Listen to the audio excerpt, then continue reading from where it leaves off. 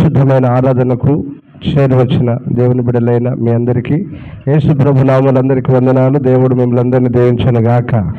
ఆమేన్. హల్లెలూయా. దేవుని వాక్యంలోనికి వెళ్దాం. దేవునికి మహిమ కలుగును గాక. దేవునికి స్తోత్రం. హల్లెలూయా. రైతు బిడ్డలారా, మంచిది చదవండి. మనం నేర్చుకుంటున్న పాఠం నిర్గమకాండం 25వ అధ్యాయం 10వ వాక్యం నుంచి, వారు తుమ్మకర్రతో నాకొక మందసమును చేయవలెను, దాని పొడుగు 2 మూరలున్నర, దాని వెడల్పు 3.5, దాని ఎత్తు 3.5, దాని మీద మేలిమి బంగారు రేకు పొదిగింపవలెను, లోపలను వెలుపలను దానికి పొదిగింపవలెను, దాని మీద బంగారు జవను చుట్టూ కట్టవలెను, దానికి 4 బంగారు ఉంగరములను పోత పోసి ఒక ప్రక్కను 2 ఉంగరములు ఎదుటి ప్రక్కను 2 ఉంగరములు ఉండునట్లు దాని 4 కాళ్లకు వాటిని వేయవలెను. తుమ్మకర్రతో మోతకర్రలను చేసి వాటికి బంగారు రేకులను పొదిగించి వాటితో ఆ మందసమును మోయుటకు ఆ ప్రక్కల మీది ఉంగరములలో ఆ మోతకర్రలను దూర్చవలెను. ఆ మోతకర్రలు ఆ మందసపు ఉంగరములలోనే ఉండవలెను. ఇది నిబంధన మందస్సమును గురించి చెప్పబడినటువంటి సంగతులు. నిబంధన మందస్సమును ఎలాగో తయారు చేయాలి, దాని కొలతలు ఏంటి, ఇవన్నీ వాక్యంలో చెప్పబడ్డాయి. దేవునికి స్తోత్రం. హల్లెలూయా. మనం నేర్చుకుంటున్న పాఠం ఏంటంటే బిడ్డలారా, నిబంధన మందస్సమును గురించి నేర్చుకుంటున్నాం. మందస్సము తయారు చేయమన్నాడు. ఆ మందస్సములో ఏమి ఉన్నాయి, ఆ మందస్సములో ఏమి ఉన్నాయి అనేటువంటి సంగతులను మనం నేర్చుకుంటున్నాం. ఇప్పుడు చదవండి, హెబ్రీయులకు రాసిన పత్రిక 9వ అధ్యాయం 4వ వాక్యం. అందులో సువర్ణ ధూపార్తియు అంతటను బంగారు రేకులతో తాపబడిన నిబంధన మందస్సమును ఉండెను. నిబంధన మందస్సమును ఉండెను. ఆ మందస్సములో మన్నగల బంగారు మందస్సములో ఏమున్నాయట? మన్నాగల బంగారు పాత్రయు, చిగురించిన అహరోను చేతికర్రయు, నిబంధన పలుకలను ఉండెను. ఆమేన్. ఏమేమి ఉన్నాయి ఇందులో? 3 ఉన్నాయి. ఏంటిది? మన్నాగల బంగారు పాత్ర. ఏంటి మన్నా అంటే నేర్చుకున్నాం కదా. మన్నాగల బంగారు పాత్ర, మన్నా గురించి నేర్చుకున్నాం. తర్వాత శాసనములు గల పలకలు నేర్చుకున్నాం. ఇప్పుడు నేర్చుకోవాల్సింది ఇంకొకటి మిగిలి ఉంది. ఏంటి అది? చిగురించిన అహరోను కర్ర. చిగురించిన అహరోను కర్ర. దేవునికి స్తోత్రం. హల్లెలూయా. హల్లెలూయా. ఈ కర్ర ఎవరి కర్ర అనంటే ఇది అహరోను కర్ర. ఇది ఎప్పుడు చిగురించింది? ఎందుకు చిగురించింది? చిగురించిన కారణాలేంటి?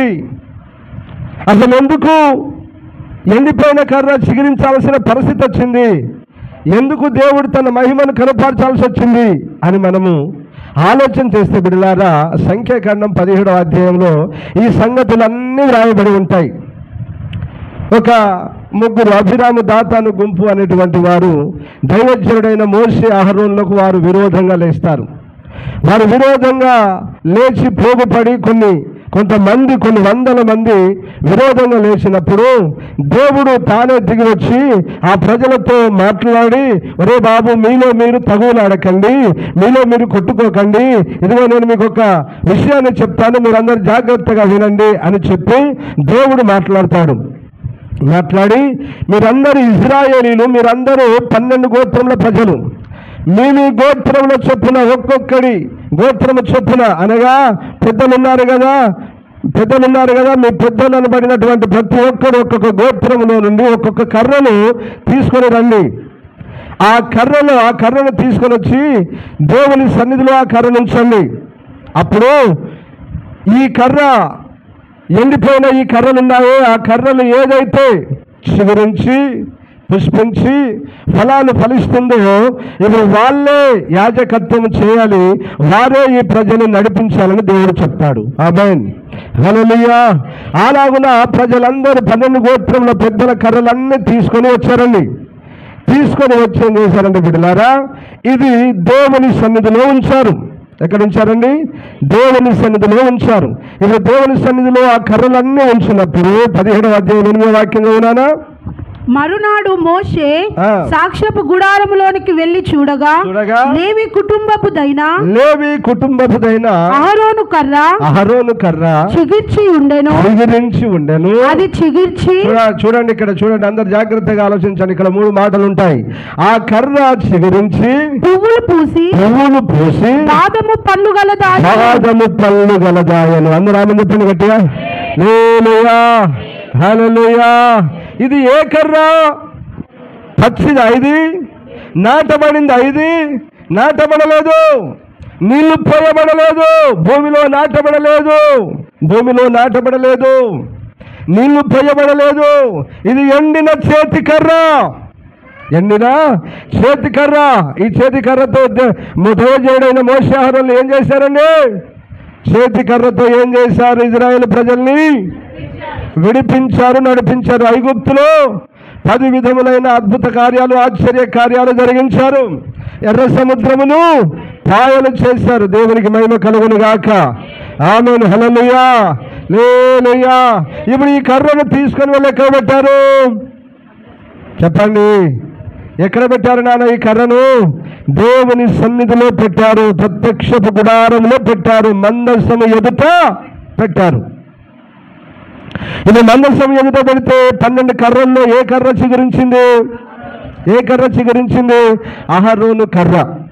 అహరోను కర్ర ఏమేమైందట? అక్కడ 3 మాటలు చెప్పండి మీరు. అహరోను కర్ర చిగురించి పువ్వులు పూసి. ఇంతకు మునుపు దీని పరిస్థితి ఏంటిది? ఇది అది అట్లా చెప్పాలి. ఇంతకు ముందు పరిస్థితి ఏంటి నాన్న? ఎండిన కర్ర. దేవునికి మహిమ కలుగును గాక. హల్లెలూయా, హల్లెలూయా. దీనిలో నుంచి మనం నేర్చుకోవాల్సిన ఉపదేశం ఏంటి బిడ్డ? మనం నేర్చుకోవాల్సిన ఉపదేశం ఏంటి? ఈ ఎండిన కర్ర ఎవరికి సాదృశ్యంగా ఉంది? ఎండిపోయిన జీవితాలకు సాదృశ్యంగా ఉంది. అందరూ ఆమేన్ చెప్పండి. హల్లెలూయా. ఎండిన మా బ్రతుకులు ఎప్పుడు చిగురిస్తాయ్యా, ఎండిపోయిన మా బ్రతుకులు ఎప్పుడు మార్చబడతాయ్యా అని ఎందరైతే ఈ లోకంలో ఒక దీవెన లేక, ఆశీర్వాదం లేక, స్వస్థత లేక, సంతానం లేక, నెమ్మది లేక, సమాధానం లేక, ఆరోగ్యం లేక, ఆశీర్వాదం లేక ఎందరైతే ఏడుస్తున్నారో వారందరికీ సాదృశ్యంగా ఉంది కర్ర. ఎండిపోయిన పరిస్థితి, బ్రతుకులో జీవం లేని పరిస్థితి, నిర్జీవ స్థితి, కదలిక లేదు, ఆరోగ్యం లేదు, ఆశీర్వాదం లేదు, ఎండిన స్థితి, ఎటు చూసిన ఏడారులే, నెమ్మది సమాధానం లేని పరిస్థితులు, ఎండిన చెట్టు, ఎండిన కర్ర, ఎండిన కుటుంబం, ఎండిన జీవితానికి సాదృశ్యంగా ఉంది. బిడ్డలారా, పాఠం ఏంటంటే బిడ్డలారా, ఇప్పుడు ఎండిన కర్ర ఎక్కడికి వచ్చింది చెప్పాలి మీరందరూ. నేను పెద్ద ప్రసంగం ఏం చెప్తాను, మామూలుగానే చెప్తాను మీకు. ఎండిన కర్ర ఎక్కడికి వచ్చింది? దేవుని సన్నిధిలోనికి వచ్చింది. ఇప్పుడు దేవుని సన్నిధిలోనికి వస్తే ఇప్పుడు ఈ కర్ర ఏమైంది? అహరోను కర్ర చిగురించింది, పుష్పించింది, ఫలాలు ఫలించింది. ఆమేన్, హల్లెలూయా. ఈ ఎండిన జీవితాలు, ఎండిన బ్రతుకులు ఎక్కడికి రావాలి? దేవుని సన్నిధిలోనికి వస్తే వారిలోనికి ఏం పాస్ అవుతుంది? జీవం. నీ బ్రతుకు పుష్పించాలి అంటే, నీ బ్రతుకు ఫలించాలి అంటే ఎక్కడికి రావాలి నాన్న? దేవుని సన్నిధిలోనికి రావాలి. యావత్తు ప్రపంచంలో ఉన్న క్రైస్తవులందరూ గ్రహించాల్సిన సత్యం బిడ్డలారా, నీ స్థితి ఎండిపోయినట్టుకుందా? ఎండిపోయిన కర్రలాగున్నావా? నువ్వెక్కడ చిగురిస్తావో తెలుసా? దేవుని సన్నిధిలో చిగురిస్తావు, దేవుని సన్నిధిలో పుష్పిస్తావు, దేవుని సన్నిధిలోనే ఫలిస్తావు. ఎందుకంటే దేవుని సన్నిధిలోంచి జీవము నీలోనికి పాస్ అవుతుంది. హల్లెలూయా, హల్లెలూయా. ఎండిన బ్రతుకు, ఎడారి పరిస్థితి, ఆ బ్రతుకులన్నీ మార్చబడాలంటే, నీ పరిస్థితి మార్చబడాలంటే, జీవము నీలోనికి, నీ కుటుంబంలోనికి రావాలి అంటే దేవుని సన్నిధిలోనికి రావాలి బిడ్డ. దేవుని సన్నిధిలో జీవం ఉన్నది. ఆమేన్ చెప్పు గట్టిగా. హల్లెలూయా. దేవుని సన్నిధిలో జీవం ఉన్నది, నిత్య జీవం ఉన్నది. జీవం నీలోనికి వస్తేనే, నీలో జీవం ఉంటేనే ఏం చేస్తున్నావు? చలిస్తున్నావు, కదులుతున్నావు, తింటున్నావు, పనులు చేసుకుంటున్నావు. జీవం లేకపోతే ఎండిన పరిస్థితి. అయితే మనిషిగా జీవం ఉండొచ్చు, కానీ నీ బ్రతుకులో ఒక ఆశీర్వాదం, ఒక అభివృద్ధి, ఒక ఎదుగుదల లేనంటే ఏం లేనట్టు ఎండిన పరిస్థితే. కాబట్టి పాఠం ఒకటే, నీ ఎండిన పరిస్థితి ఎక్కడ చిగురిస్తుంది, ఎక్కడ పుష్పిస్తుంది, ఎక్కడ ఫలిస్తుంది అంటే బిడ్డలారా, దేవుని సన్నిధిలోనికి వస్తే దేవుని జీవం పాస్ అవుద్ది. హల్లెలూయా, హల్లెలూయా, దేవుని ఆశీర్వాదం పాస్ అవుద్ది. అర్థమవుతుందా? కాబట్టి ఆ కర్ర దేవుని సన్నిధిలో ఉన్నందువలన అది చిగురించి, పుష్పించి, పువ్వులు పూసి, పళ్ళు పండింది. ఇప్పుడు ఆ కర్ర ఎవరిని సూచిస్తుంది నాన్న? ఎండిన కర్ర ఎవరిని సూచిస్తుంది? మనల్ని, ఎండిన బ్రతుకులను సూచిస్తుంది. ఆ కర్ర ఎక్కడికి వస్తే చిగురిస్తుంది? దేవుని సన్నిధిలోనికి వస్తే చిగురిస్తుంది. దేవునికి స్తోత్రం. హల్లెలూయా, హల్లెలూయా. మళ్ళీ ఇక్కడ ఎవరు చిగురిస్తారు? సామెతలు 11:28. ధనమును నమ్ముకుని వాడు పాడైపోవును. సామెతలు 11:28. ధనమును నమ్ముకుని వాడు పాడైపోవును, నీతిమంతులు చిగురాకు వలె వృద్ధి. చెప్పండి గట్టిగా. హల్లెలూయా. దేని నమ్ముకుని వాడు? డబ్బు డబ్బు డబ్బు డబ్బు డబ్బు డబ్బు డబ్బు అని డబ్బు వెంటబడేవాడు ఏమవుతాడట? చెప్పండి, విన్నాడు కదా వాక్యాన్ని. డబ్బు వెంటబడేవాడు నోరు తెరిస్తే డబ్బు. నువ్వు ఇంటికి వస్తే ఏమి ఇస్తావు? మా ఇంటికి వస్తే ఏం తెస్తావు? డబ్బు. కొందరు డబ్బు డబ్బు డబ్బు అని డబ్బు అంటేనే పడతారు. మందిరం లేదు, సన్నిధి లేదు, ప్రార్థన లేదు. డబ్బు డబ్బు డబ్బు డబ్బు కొరకు ఎంతకైనా దిగజారిపోతారు. డబ్బు సంపాదించిన కొరకు ఎంతకైనా దిగజారిపోతారు. బిడ్డలారా, నేను కష్టపడొద్దని చెప్పట్లేదు, కష్టపడాలి, పని చేయాలి. పని చేయని వాడు తిండికి పాత్రుడే కాదు నానా. పని చెయ్యని వాడు తిండికి పాత్రుడు కాదు. అప్పుడు పాత నిబంధన కాలంలో 6 రోజులు పనులు చేసి 7వ రోజు విశ్రాంతి దినం, విశ్రాంతి తీసుకోవాలి. ఇప్పుడు 7 రోజులు పని చేసి 8వ దినమున మందిరానికి రారా? చేయి పని. 6 రోజులు చేస్తే 6 రోజులు చేయి, 7వ రోజు 8వ రోజు దేవుని రోజులు అనుకుంటే చక్కగా రా దేవుని మందిరానికి, ప్రార్థన చేసుకో, ఆరాధనలో పాలు పొందు, కన్నీళ్ళు విడు, ఏడు. మీకు ఒక విషయం చెప్పనా, ఈ లోకంలో ఏ మనుషుడు ఎంత చేసినా కొంతవరకే సహాయం చేస్తాడు. కానీ మా తండ్రి గారు, మా ఆత్మీయ నాయకులు, మా తండ్రి గారు పాస్టర్ జే డేవిడ్ రాజు గారు మాకు నేర్పించిన మాట ఏంటంటే, బిడ్డలారా, ధనం వెంటబడకండి కొడుక. ఒకవేళ మనుషులు కనుక ధనమిస్తే 100,000 ఇస్తాడు, మళ్ళీ ఇమ్మాయిలు పెడతారా, లెక్కలు రాస్తాడు, కాగితాలు రాస్తాడు, బిడ్డ జాగ్రత్త అన్నాడు. అని ఏమన్నాడు తెలుసా? దేవుడే ఇస్తే. ఆమేన్, హల్లెలూయా. దేవుడే ఇస్తే లక్షలు కోట్లు ఇస్తాడు. నువ్వు చెయ్యి చాపాల్సింది మనుషులకు కాదు, నువ్వు ఎదురు చూడాల్సింది మనుషులను కాదు, నువ్వు చూడాల్సింది, నీ చేతులు చాపాల్సింది దేవుని వైపు. దేవుని వైపు చాపన్నాడు మా తండ్రి గారు. దేవుని వైపు చూడన్నాడు.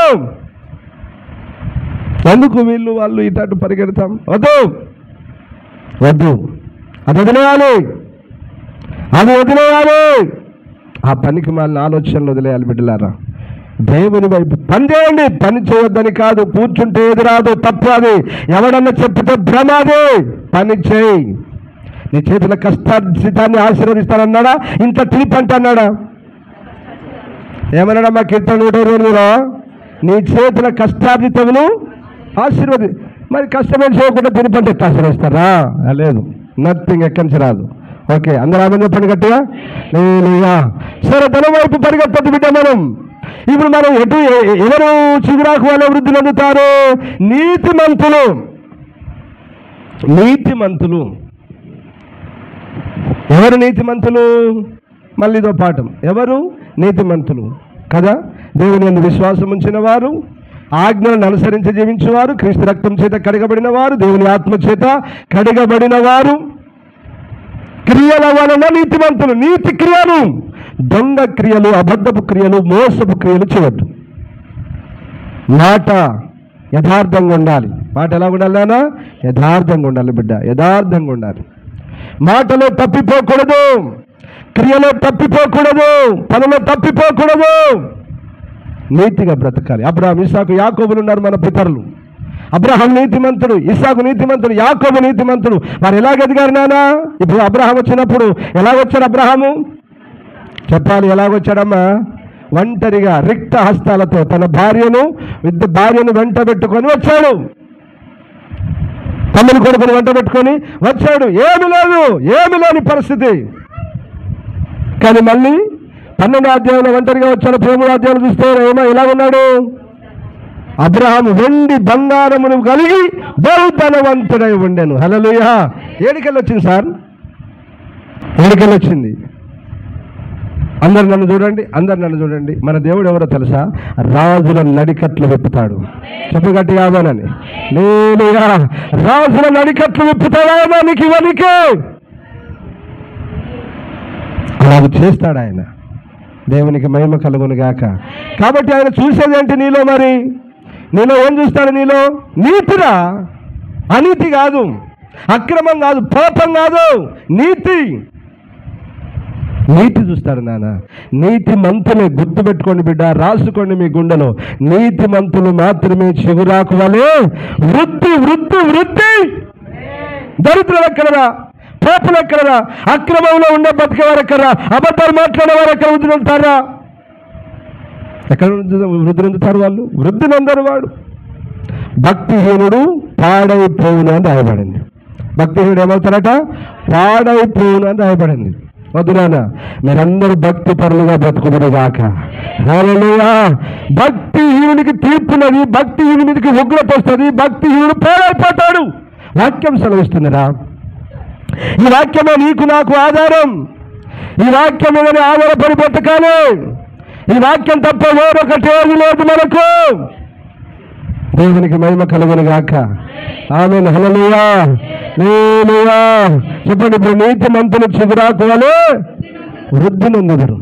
ఎప్పటి వరకు వృద్ధి నొందుతారు? ఇప్పుడు 92వ కీర్తన 12వ వాక్యం నుంచి 15 వరకు చదివినాను. నీతిమంతులు ఖర్జూరపు వృక్షము వలె మోవు వేయుదురు. చూసారా? ఇక్కడ కూడా అదే. నీతిమంతులు ఖర్జూర వృక్షము వలె మోవు వేయుదురు. లెబానోను మీద దేవదారు వృక్షము వలె వారు ఎదుగుతారు. దిగజారిపోర్రా. దినదినము దిగజారిపోరు. దిగదినము లోపలికి గారు, దిగదినము గుంటలో పడరు, దినదినము నాశనానికి సిద్ధపడరు. వాళ్ళు ఎదుగుతారు. అన్ని విషయాల్లో ఈ లోక సంబంధమైన విషయాల్లో, భౌతికంగా, ఆర్థికంగా, ఆత్మీయంగా ఏమవుతారట? వాళ్ళు ఎదుగుతారు నాన్న. ఎదుగుతారు బిడ్డ, ఎదుగుతారు. ఎవరు వీళ్ళు? నీతిమంతులు. ఖర్జూర వృక్షం వల్ల మొవ్వ వేయడంటే మొగ్గ వేస్తారు. ఖర్జూర వృక్షం చూసా? పోనీ ఈత చెట్టు చూసిందా మీరు? ఈత చెట్టుకి ఎట్లా వస్తాయి గెలలు? అట్లా కాస్తారట నీతిమంతులు. అట్లా ఉంటారట నీతిమంతులు. ఇది దేవుని వాక్యం చెప్తున్న సత్యం. దీన్ని నువ్వు మార్చలేవు, నేను మార్చలేను. నేను అందరం ఇక్కడికి రావాలి. నువ్వు దొంగవైనా, నేను దొంగనైనా. నువ్వు నీతిమంతురాలు అయితే, నేను నీతిమంతులైతే ఇక్కడికి వస్తే ఖచ్చితంగా ఎదుగుతాం. ఖచ్చితంగా. చదువునాను. లెబానోను మీద దేవదారు వృక్షము వలె వారు ఎదుగుదురు. యెహోవా మందిరములో నాటబడిన వారై. వీళ్ళు ఎక్కడ నాటబడతారు? ఇంట్లో నాటబడరా? అమ్మా ప్రార్థన పాస్టర్ గారు వీలు పడదని ఇంట్లో ఉండరు. బుధవారం ప్రార్థనలో ఉంటారు, శనివారం ప్రార్థనలో ఉంటారు, ఆత్మ కనిపెట్టు కూడికలో ఉంటారు, బైబిల్ స్టడీలో ఉంటారు. ప్రతి ప్రార్థన అంటే పరిగెత్తుకొని దేవుని మందిరానికి వస్తారు. వీళ్ళు దేవుని మందిరంలో నాటబడతారు. ఎవరు వీళ్ళు? అదే చెప్పాలి. ముందు మాట అనాలి, ఎక్కడ చేయాలి. అదే నీతిమంతులే. మరి దొంగలైతే ఎక్కడుంటారు? అప్పుడు వీళ్ళు దొంగలు ఇంట్లో ఉంటారు, బజార్లో ఉంటారు, వీధుల్లో తిరుగుతూ ఉంటారు, ఎక్కడెక్కడో ఫంక్షన్లు, పెళ్ళిళ్ళు, సావులని తిరుగుతూ ఉంటారు. వాళ్ళని తిరుగుబోతులని దేవుడు డిసైడ్ చేసేసింది. వాళ్ళకి తిరుగుబోతులు. వాళ్ళు ఎవరట? వాళ్ళు చెప్పండి అమ్మా, దేశ దిమ్మర్లు. సారిగా మాట్లాడింది మా వాళ్ళు. నన్నైతే ఇంకో మాట అంట. మరి అట్లా దేవుడు మిమ్మల్ని దీవించును గాక. చదివినారా? వారు మన దేవుని ఆవరణములలో వర్ధిల్లుదురు. చదవాలి. నాకు ఆశ్రయదుర్గమైన యెహోవా యథార్థవంతుడనియు ఆయన యందు ఏ చెడుతనము లేదనియు ప్రసిద్ధి చేయుటకై వారు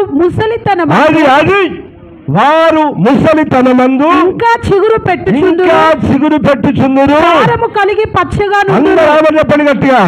హల్లెలూయా. సారము కలిగి ఎవరున్నారో చెప్పిట్లా?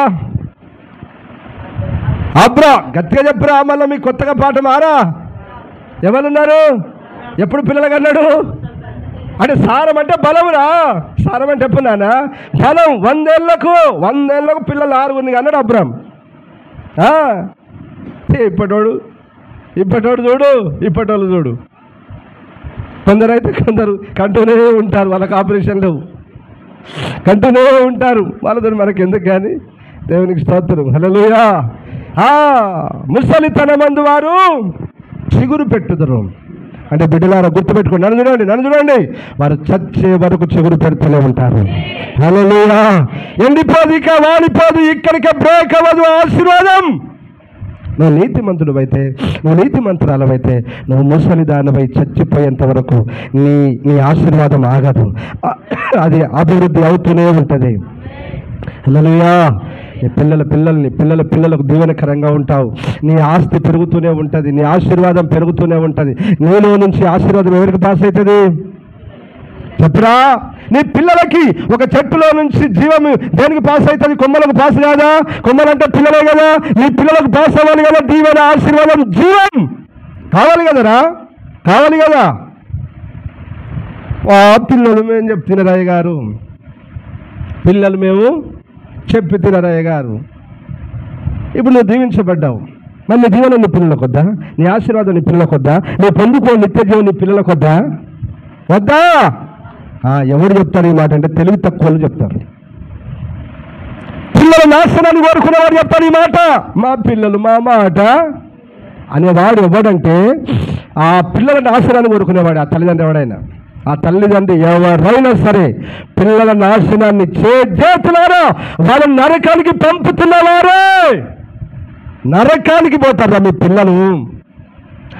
గుర్తుపెట్టుకోండి. నన్ను చూడండి అందరూ. ఒకటి చూడండి, ఒక చెట్టును పెట్టినాం కదా, ఏం వేసుకుంటూ పోతుంది? పెరుగుతూ ఉంటే కొమ్మలు వేసుకుంటూ పోతుంది. ఈ కొమ్మలకు జీవం ఎక్కడి నుంచి పాస్ అవుతాయినా? తల్లి ఏరు నుంచి, చెట్టులో నుంచే పాస్ అవుద్ది. గుర్తుపెట్టుకోండి, చెట్టులో నుంచే కొమ్మలకేం పాస్ అవుద్ది? జీవం పాస్ అవుద్ది, ఆరోగ్యం పాస్ అవుద్ది, నీళ్లు వేరు తాగుద్ది, చెట్టుకి ఇస్తుంది. కొమ్మలకు నీళ్ళైనా ఎరువైనా ఏదైనా కొమ్మలకు పాస్ అవుద్ది. అంటే ఈ కొమ్మలు ఎవరు నానా? కొమ్మలెవరు? చెట్టెవరు? నువ్వు. చెట్టెవరు? నువ్వు. కొమ్మలెవరు? నీ పిల్లలు. ఎప్పటి వరకు కొమ్మలు పెరుగుతూనే ఉండాలి? చెట్టు పెరుగుతూ ఉంటే ఆగిపోద్దా ఆశీర్వాదం? ఆగిపోద్దా జీవం? నీ వరకే బ్రేక్ అవుద్దా? కాదు కదా. నీ పిల్లల వరకు పోవాలి. నువ్వు ఎంతకాలం ఎదుగుతూ ఉంటావు అంతవరకు పోవాలి.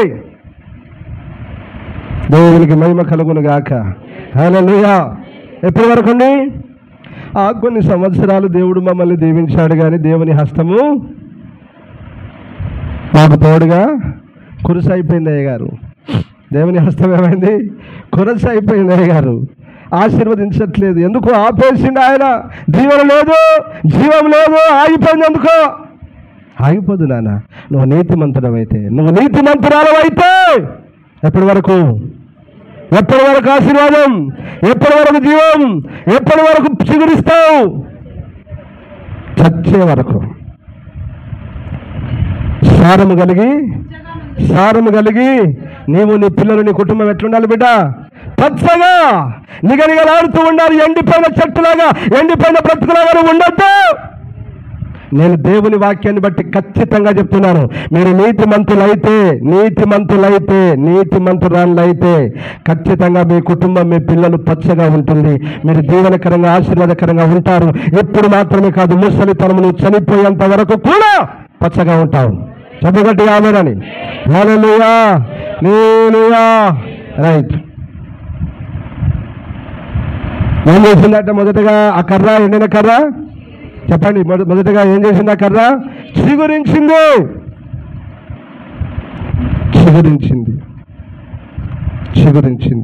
ఇప్పుడు నువ్వేం కావాలి? ఎక్కడి నుంచో చిగురించింది? దేవుని సన్నిధిలో, దేవుని మందిరంలో. ఓకేనా? ఇంట్లో కాదు, పెళ్లిళ్ళ కాడ కాదు, ఫంక్షన్ల కాడ కాదు, వేదిలో కాడ కాదు. ఎక్కడ నాటబడాలి నువ్వు? దేవుని మందిరంలో నాటబడాలి. ఖచ్చితంగా నేను చెప్తున్నాను, నేను కాదండి, దేవుడు చెప్తున్న మాటే మీకు చెప్తున్నాను. దేవుడు చెప్తున్న మాటే మీకు చెప్తున్నాను. ఖచ్చితంగా జీవం పాస్ అవుద్ది. నీవు, నీ కుటుంబం, నీ పిల్లలు చిగురిస్తారు, అభివృద్ధి చెందుతారు. ఆమేన్. హల్లెలూయా, హల్లెలూయా. రైట్. దీనికి ఏం కావాలి? ఇప్పుడు ఫర్ ఎగ్జాంపుల్ చెట్టు ఎక్కడ నాటబడ్డావు? మందిరంలో. ఎక్కడ నాటబడ్డావు? మందిరంలో నాటబడ్డావు. ఇప్పుడు మందిరంలో నాటబడితే ఏం కావాలి అని అంటే జీవం అని చెప్పుకున్నాం కదా. ఈ మందిరంలో నాటబడిన దానికి ఒక భూమి మీద మందిర ఆవరణంలో నాటబడ్డావు అనుకో. ఆవరణంలో నాటబడితే ఏం కావాలి? ఆవరణంలో నాటబడిన చెట్టుకి ఏం పోయాలి? మనము ఖచ్చితంగా ఏం పోయాలి?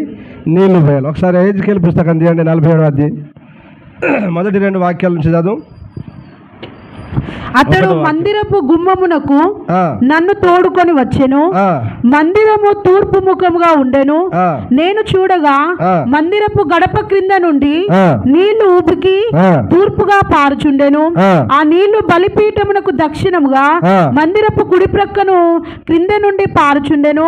పిమ్మట ఆయన ఉత్తరపు గుమ్మపు మార్గముగా నన్ను నడిపించి చుట్టూ త్రిప్పి తూర్పునకు పోవు దారిని బయటి గుమ్మమునకు తోడుకొని వచ్చెను.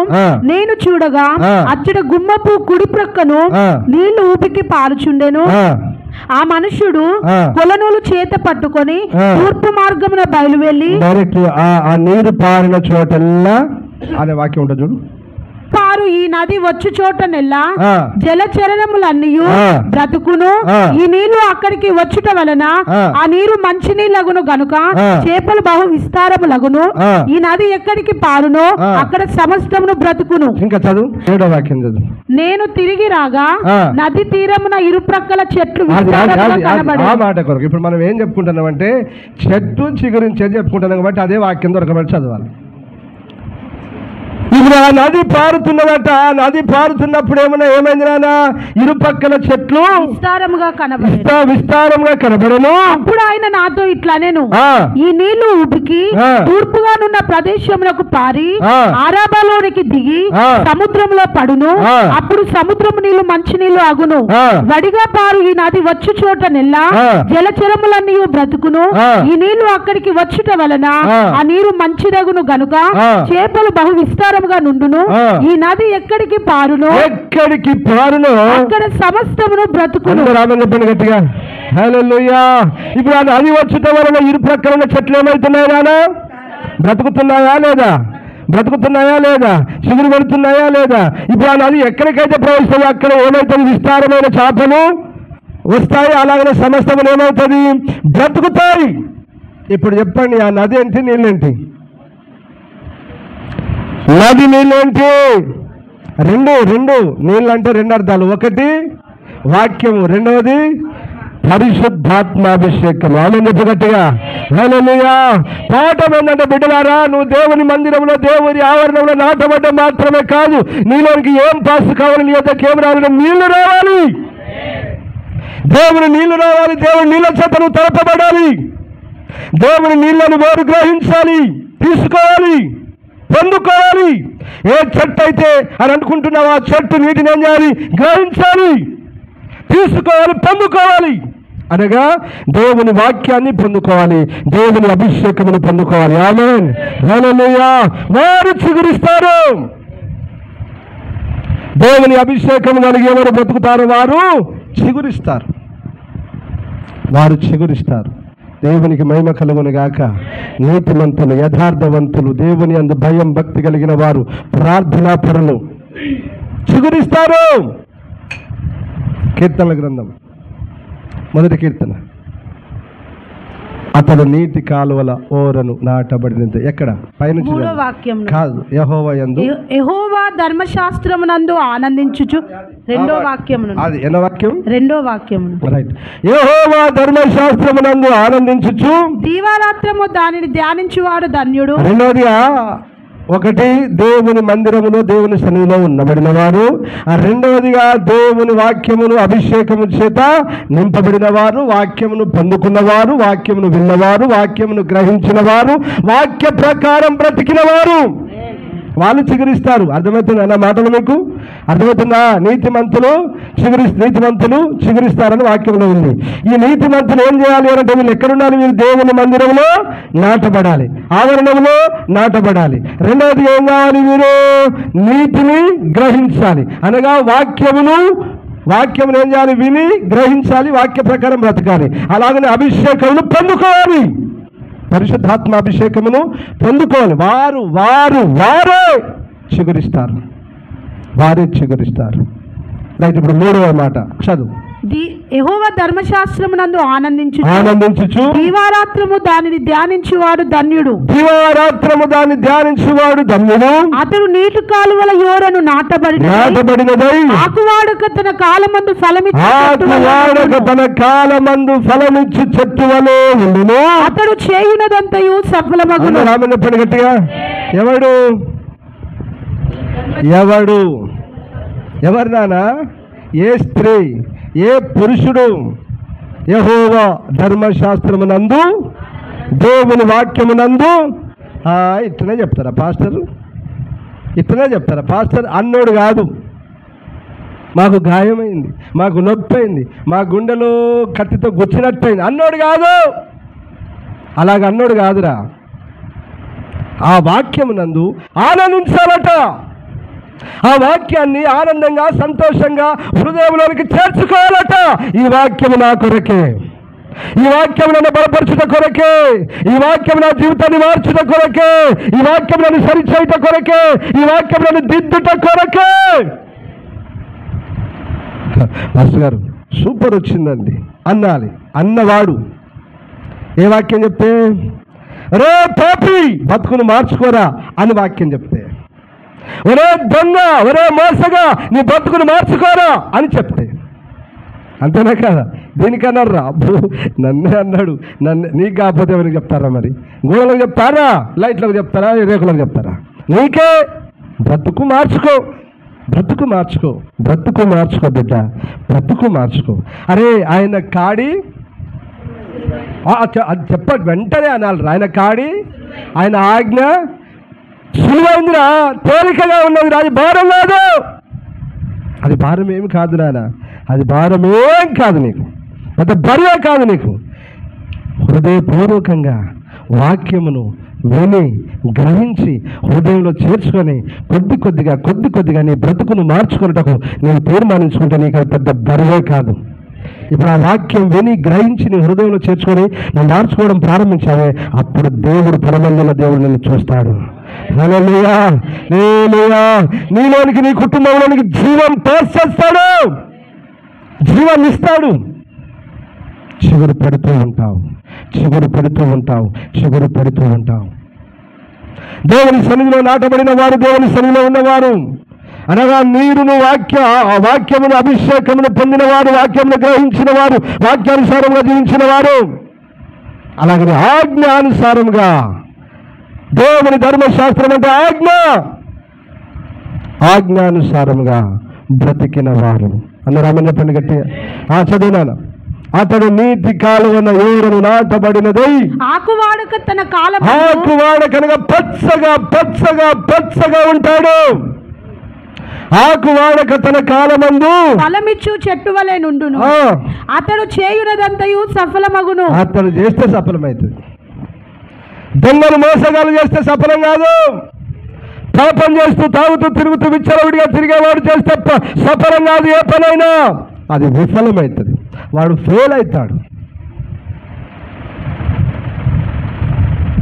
ఆశీర్వాదం పోతుంది, ఆరోగ్యం పోతుంది, నరకం దొరుకుద్ది, పరలోకం కోల్పోతావు, వృద్ధాప్యం వరకు ఉండవు, మధ్యలోనే ఓడిస్తావు. అంతేనే కాదా? వృద్ధాప్యం వరకు చిగురు పెట్టాలి, కానీ వీడు చచ్చిపోయేదాకా ఎండినవాడే. చూని బతుకు చేయడా, నీలో బతకారా అని అందరు తిట్టుడే. వాడు బతకంత అదే ఎండిపోయినాడు వాడు. దేవునికి మహిమ కలుగును గాక. హల్లెలూయా.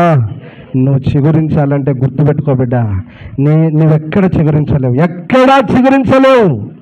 దేవుని వాక్యాన్ని బట్టి నేను చెప్తున్నాను, ఎప్పుడైతే నీ బ్రతుకును దేవుని సన్నిధిలో పెడతావో, దేవుని మందిరంలో పెడతావో, యథార్థంగా ప్రభుని సేవిస్తావు, యథార్థంగా ప్రభుని ఆరాధిస్తావు, నీతి మంతులుగా ఎప్పుడైతే బ్రతుకుటకు తీర్మానించుకొని నీతిని అనుసరిస్తూ బ్రతుకుతూ ఉంటావో అప్పుడే చిగురిస్తావు. పచ్చగా ఉంటావట, నువ్వు పచ్చగా ఉంటావు. ఆకు వాడక తన కాలమందు ఫలమిచ్చు, అతను చేయనదంతయు ఎవడు చేసేది? దేవుని ధర్మశాస్త్రమును, దేవుని వాక్యమును నిత్యము ధ్యానిస్తూ బ్రతికేవాంది. ఇప్పుడు చెప్పండి, ఎవరు చిగురిస్తారు? నీతిమంతులు అనండి. ఎవరినానా? నీతిమంతులు. ఎక్కడుంటే చిగురిస్తారు? దేవుని మందిరంలో, దేవుని ఆవరణములో ఉంటే చిగురిస్తారు. వారికి ఏమి వస్తే చిగురిస్తారు? వారిలోనికి ఏం రావాలి? వాక్యం, జీవం రావాలి. జీవం అనగా దేవుని వాక్యం, అభిషేకం రావాలి. మళ్ళీ వీరేం చేయాలి? వీరేం చేయాలి? దేవుని ధర్మశాస్త్రాన్ని ఎప్పుడెప్పుడు చదవాలి? అస్సలు బైబుల్ పట్టుకొని రారు కొందరు. చర్చికి కొందరు బైబుల్ పట్టుకొనే రారు. ఈరోజు వచ్చినవా, పట్టుకొని వచ్చినవా, తీసుకుపోయినా. చదువు లేని వాళ్ళు అంటే వేరు నాన్న. చదువు లేని వాళ్ళ గురించి నేనేమనను. చదువు లేని వాళ్ళ గురించి పాపం నేనేమనను. వారు పాపం ఇక్కడే వింటారు, పోతారు. వాళ్ళని ఏమనలేం పాపం. ఓకేనా? అది చదువు లేని వాళ్ళ స్థితి. చదువు లేని వాళ్ళ స్థితి మనం ఏమనలేం వాళ్ళను. కాకపోతే చదువు లేని వాళ్ళు ఏం చేయాలంటే, చదువుకున్న మనవరాల్లో పిల్లలతో రోజుకొక అధ్యాయం అన్న కనీసం చదివించుకొని వింటే మీకు దీవెన. ఆమేన్, హల్లెలూయా. ఆయన ఏమన్నారు? యెహోవా ధర్మశాస్త్రం దివారాత్రి అంటే అర్థం చెప్తున్నాను. దినమంతా మీరంతా చేయలేరు, నాకు తెలుసు, అందరూ తెలుసు. కానీ కాకపోతే దేవుడు చెప్పిండు ఆ మాట. ఎప్పుడు కనీసం రోజుకు ఒక్కసారి అయినా. ఎప్పుడు అది? ఉదయకాలం. ఎప్పుడు నాన్న? ఎప్పుడు? ఉదయకాలం లేచి ప్రార్థన చేసుకుంటారు కదా. ప్రార్థన చేసుకోగానే 1 అధ్యాయమో 2 అధ్యాయాలు 3 అధ్యాయాలు కనీసం చదువుకొని దేవుడు నీతో మాట్లాడిండు అనుకొని ఆ వాక్యంలో, ఆ చదివిన అధ్యాయంలో సారాంశాన్ని గ్రహించి, ఓహో దేవుని ప్రణాళిక కదా, ఓహో దేవుని చిత్తం మీద ఏదైనా వాక్యం నిన్ను దర్శించినట్లయితే, అబ్బా ప్రభు ఈరోజు నాతోనే మాట్లాడిండు అనుకోని నీ పని ప్రారంభించు. నేను చెప్తున్నాను, వాక్యాన్ని బట్టి ఖచ్చితంగా దేవుడు నిన్ను దీవిస్తాడు. హల్లెలూయా, హల్లెలూయా. ఆకు వాడక పచ్చగా ఉంటావు, తగిన కాలంలో ఫలిస్తావు. తన కాలమందు ఆకు వాడక తన కాలమందు ఫలమిచ్చు చెట్టు వల్ల ఉండదు. అతడు చేయనదంతా నువ్వు చేసే పని సఫలం కావాలంటే, విఫలం అంటే ఫెయిల్యూర్, విఫలం కాదు, సఫలం కావాలంటే చెప్పండి, సఫలం కావాలంటే ఏం చేయాలి? నీ పనంతా ధర్మశాస్త్రమును, పరిశుద్ధ గ్రంథమును చదవాలి. ఎందుకో తెలుసా? లేఖనముల యందు ఏం కలదు నాన్న? చెప్పండి రా మాట.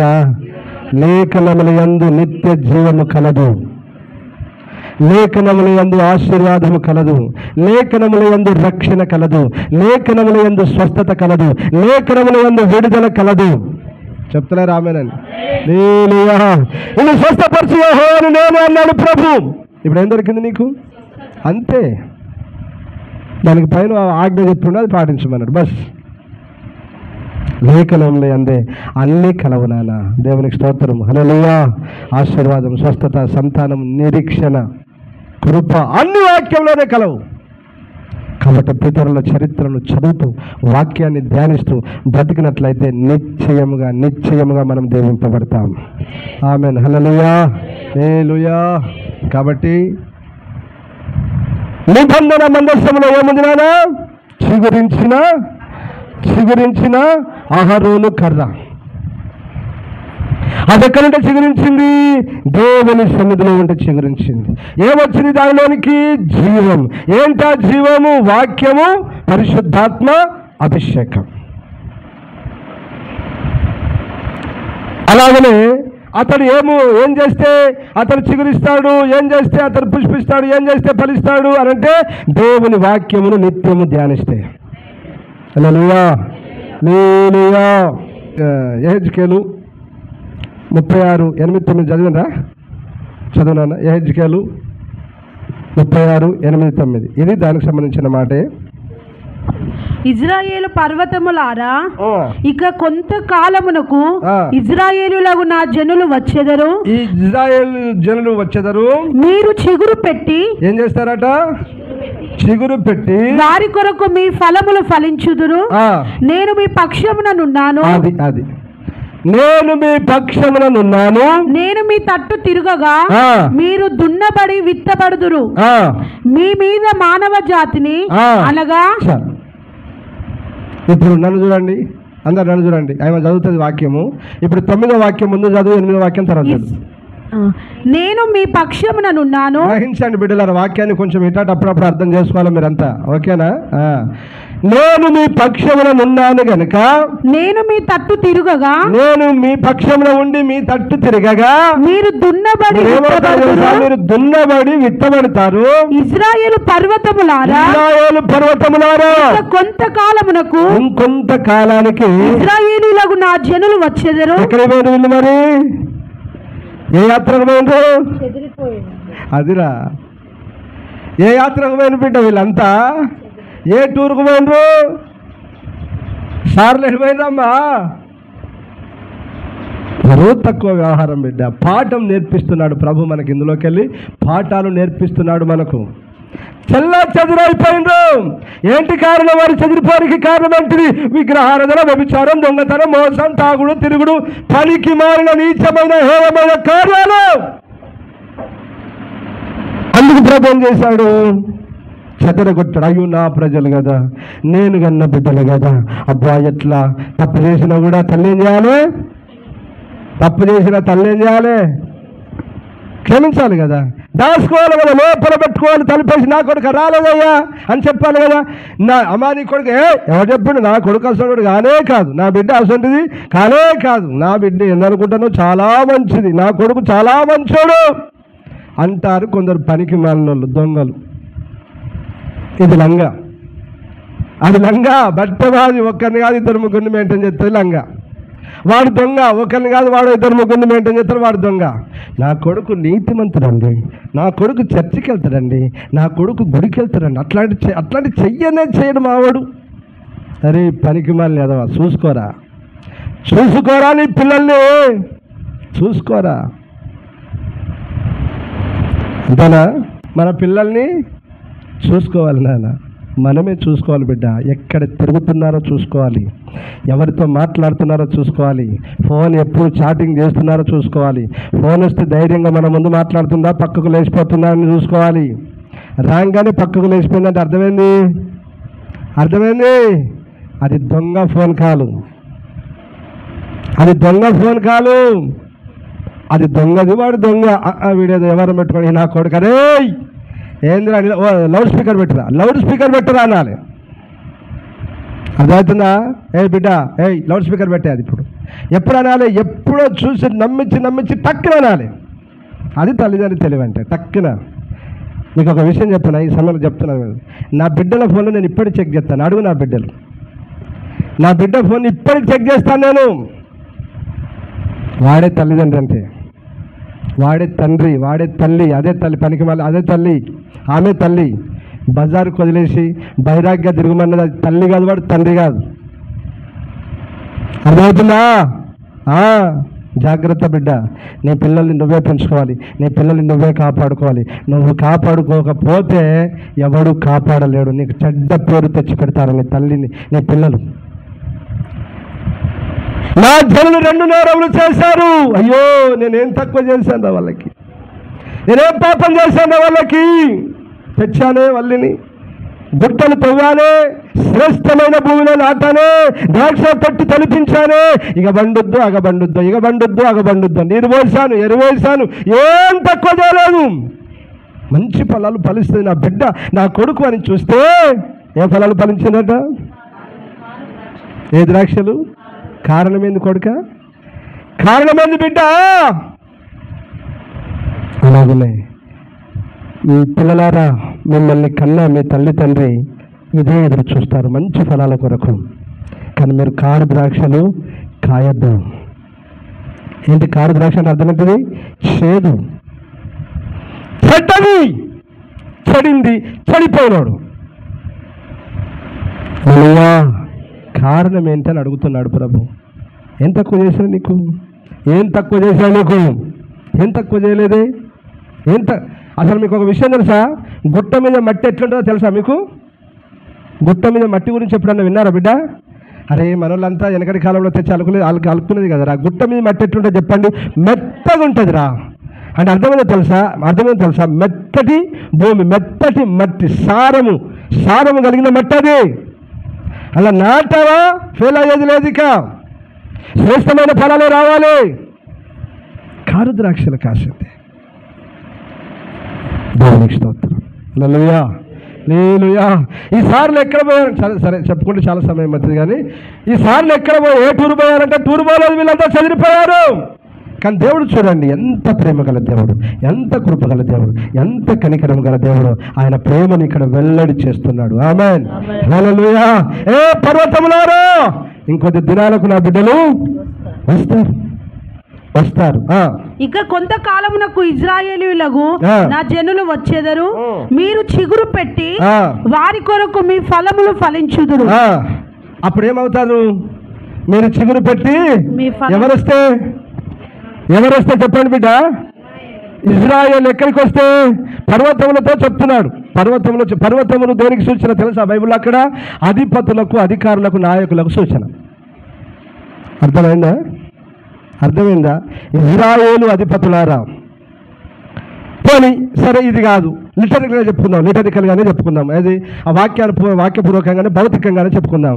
ఇజ్రాయేల్ ప్రజలు ఇప్పుడు ఎక్కడికి వస్తారంటే చదివిపోయిన వారంటారు. కాదు, యెరూషలేముకు వస్తారు. ఎక్కడ, ఏ పర్వతాలతో మాట్లాడుతున్నాడు? యెరూషలేము పర్వతములు. ఏ పర్వతాలతో మాట్లాడుతున్నాడు? యెరూషలేము పర్వతములతో మాట్లాడుతున్నాడు. ఎవరొస్తే ఫలిస్తావు, ఎవరొస్తే చిగురు పెడతావు అంటున్నాడు? ఇజ్రాయేలీయురా, దేవుని ప్రజలు ఎక్కడికి వస్తే, యెరూషలేముకు వస్తే ఆ పర్వతాలు ఏం పెట్టాలి? ఇప్పుడు చిగురు పెట్టాలి. ఎవరొస్తే? ఇజ్రాయేలీయుల దేవుని ప్రజలు వస్తే నువ్వెవరు నానా? నువ్వెవర్రా? నువ్వు అడుగు పెడితే ఏం కావాలి? నువ్వు అత్తగారింటికి వెళ్తే ఏం కావాలి? ఏం కావాలి? అమ్మగారింట్లో ఉన్నా ఏం కావాలి? నువ్వు ఏ గ్రామానికి వెళ్ళినా ఏం కావాలి? ఆ గ్రామం, ఆ ఇల్లు ఏం కావాలి? ఎండిపోవాలా? అడుగు పెడితే ఐరన్ లెగ్గే. కొందరు అడుగు పెడితే ఐరన్ లెగ్గే. ఎండిపోయాడు ఆ ఇల్లు, మాడి మసైపోయాడు, బొగ్గైపోయాడే. స్తోత్రం, హల్లెలూయా, హల్లెలూయా. కాబట్టి కిందికి ఏమన్నాడో తెలుసా? కింది వాక్యం కూడా చదివినానుగా. మీ మీద నేను మీ పక్షంగా నున్నాను, నేను మీ తట్టు తిరుగగా మీరు దున్నబడి విత్తబడుదురు. మీ మీద మానవ జాతి, మీ మీద నేను మానవ జాతిని అనగా ఇశ్రాయేలీయులనందరినీ విస్తరింపజేసేదను. నా పట్టణములకు నివాసులు వత్తురు, పాడైపోయిన పట్టణంలో మరలా కట్టబడును. మీ మీద మనుషులను, పశువులను విస్తరింపజేసేదను. విస్తరించి అభివృద్ధి నొందును. పూర్వమున్నట్టు మిమ్మును నివాస స్థలముగా చేసి మునుపటి కంటే అధికమైన మేలు మీకు కలుగజేయును. గట్టిగా ఆమేన్, హల్లెలూయా, హల్లెలూయా. అది కథ. మునుపటి కంటే అధికమైన మనుషులు, పక్షులు, పశువులు ఏమవుతాట? విస్తరిస్తాయి, అనగా అభివృద్ధి చెందుతారు. ఎప్పుడు? నేను మీ పక్షంలో ఉన్నాను, నేను మీ తట్టు తిరగగా. దేవుడు మన తట్టు ఎప్పుడైతే తిరుగుతాడో, దేవుడు ఎప్పుడైతే మన పక్షంగా ఉంటాడో, అప్పుడు మనం చిగురు పెడతాం, అభివృద్ధి పొందుతాం, విస్తరిస్తాం, దేవుని చేత రెండంతల మేలు పొందుతాం. దేవుడు అలాంటి దైవికమైన కృప, రెండంతల మేలు దేవుడు మనందరికీ దయచేయను గాక. ఇది ఒక్క చిగురు గురించే చెప్పాను. రెండవది ఏంటిది? పుష్పించింది, పువ్వులు పూసింది. మూడవది ఏంటిది? ఇంకా రెండు ఉన్నాయి, వచ్చే వారం చెప్పుకుందాం. ఓకేనా? ఈరోజు ప్రభు ఎందుకో విస్తరించాడు చెప్పాను అంతే. నేను 3 చెప్పాలనుకో నిలబడ్డాను, కాలేదు. ఒకదాంతో అయిపోయింది. బిడ్డలారా, ఇప్పుడు మీరందరూ ఏం కావాలని కోరుకుంటున్నాడు ప్రభు? చిగురించాలి. చెప్పాలి, అందరూ చెప్పాలి. చిగురించాలని కోరుకుంటున్నాడు. ఎక్కడుంటే చిగురిస్తావు నానా? దేవుని మందిరంలో, దేవుని సన్నిధిలో ఉంటే చిగురిస్తావు. నీకేం కావాలి నానా? నువ్వేం పొందుకుంటే చిగురిస్తావు? దేవుని యొక్క వాక్యం. జీవం అంటే ఏంటిది? నీళ్లు అంటే ఏంటిది నాన్న? వాక్యం, అభిషేకం. ఇవి రెండు నువ్వు పొందుకుంటే చిగురిస్తావు. మూడోది ఏం చేయాలి? అవి పొందుకోవడం మాత్రమే కాదు, వాటిని ఏం చేయాలి? ప్రతిరోజు చదవాలి. ధర్మశాస్త్రం ఏం చేయాలి? ప్రతి దినము ధ్యానించాలి, చదవాలి. అంత మాత్రమే కాదు, నీ దేవుడు నీకంతట నీవు కాలేవు, కానీ దేవుడు అంటున్నాడు, నేను మీ పక్షంలో ఉంటే, నేను మీ తట్టు తిరిగితే ఖచ్చితంగా మీరు అభివృద్ధి చివరిస్తారు, విస్తరిస్తారు, అభివృద్ధి పొందుతారు, రెండంతల మేలు పొందుతారు అంటున్నాడు. అలాగున్న దేవుడు చేయనుగాక, రెండంతల మేలు చేత దేవుడు మన నింపునుగాక, దేవుడు మన తట్టు తిరుగునుగాక, దేవుడు మనకు పక్షమై ఉండి దేవుడు మనకు ప్రతి కార్యము సఫలపరచునుగాక, దేవుడి మాటలు దీవించునుగాక. మోకరించని ప్రార్థన చేసుకున్నాం.